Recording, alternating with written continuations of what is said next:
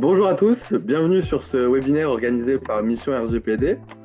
Je me présente, je m'appelle Thibaut, je suis chef de produit chez Mission RGPD, une plateforme de gouvernance qui vous permet de venir structurer et déployer le RGPD dans votre organisation. Aujourd'hui, je ne suis pas tout seul, je serai accompagné de Amira. Bonjour Amira. Bonjour à tous, bonjour. J'espère que tu vas bien. Super, j'espère que toi aussi et que tout le monde va bien également. Eh ben, je te remercie.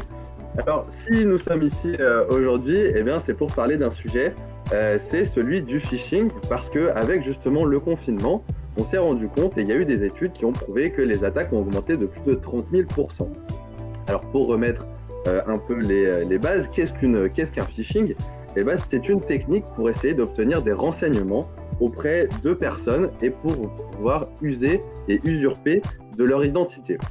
Donc, ça peut se faire de plusieurs façons et vous pouvez venir récupérer plusieurs types de renseignements, justement.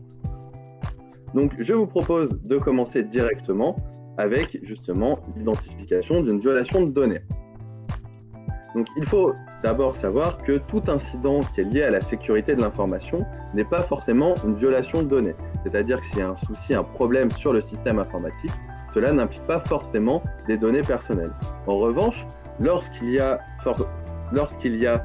une violation de données, cela implique forcément un incident de sécurité.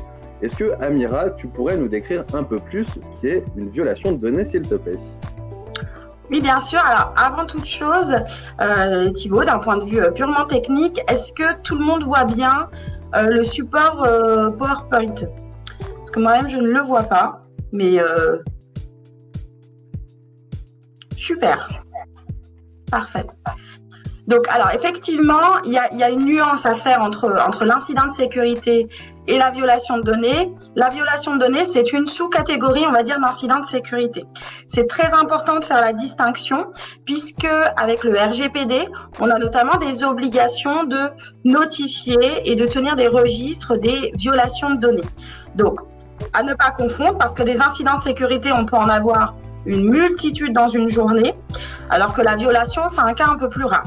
Alors, la violation, vous avez une définition au sein de l'article 4, paragraphe 12 du RGPD. Je ne vais pas vous la lire, mais peut-être juste pour synthétiser,